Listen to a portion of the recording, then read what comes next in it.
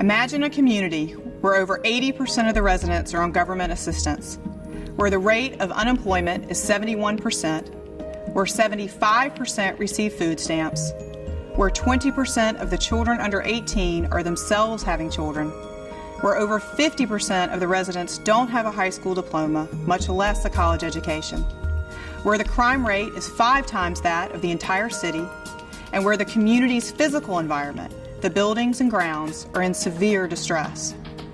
A community where 2 police officers were murdered, where despair is rampant, where hope doesn't exist. That was Boulevard Homes in 2008. Boulevard Homes, to put it mildly, needed a lot of help. So much that it needed to disappear.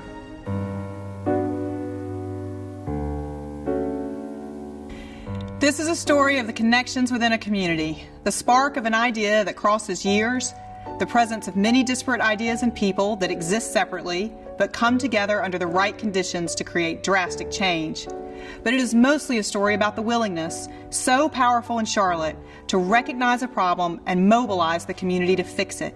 It's about this piece of the puzzle, and this piece, and this piece, coming together to make this.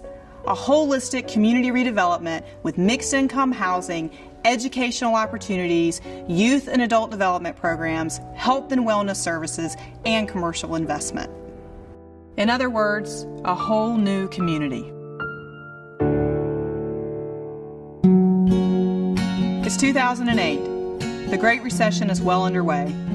Cami Hopfuer and members of the Cornerstone Children's Initiative, a children's advocacy and educational nonprofit, visit Eastlake, a new concept in cradle-to-career assistance in Atlanta.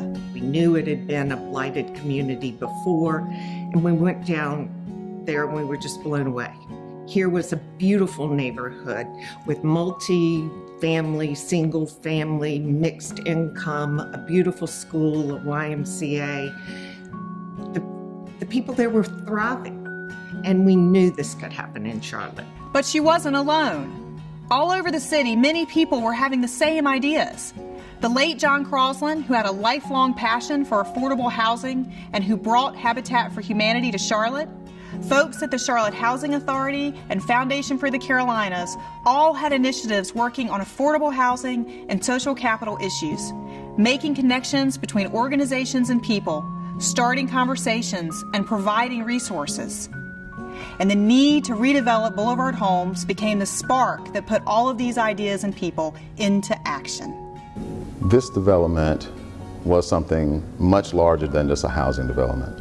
It really was an opportunity for the Housing Authority to partner with other subject matter experts in the city on how to really develop a system, a continuum of care for our residents. Change isn't free. Change takes money, and it came from many places. A HUD grant for $21 million obtained by the Charlotte Housing Authority, city infrastructure funds to the tune of $7 million, and another $5 million from the Housing Trust Fund. CMS committed $30 million to build the pre-K through 8th grade school. And finally, a fundraising campaign launched by Todd Mansfield and led by Hugh McCall. This doesn't happen overnight, of course. It takes a few years. Dion Nelson, with support and encouragement from the late John Crosland, starts Laurel Street Residential to develop the property. And Dion becomes one of Renaissance West's driving forces. Todd was a big supporter of that effort, and both he and John together encouraged us as developers to think about how we could do something different, to really see Boulevard as a unique opportunity to create housing where people had a stable place to live, to think about how education integrated into that opportunity to create a more stable community.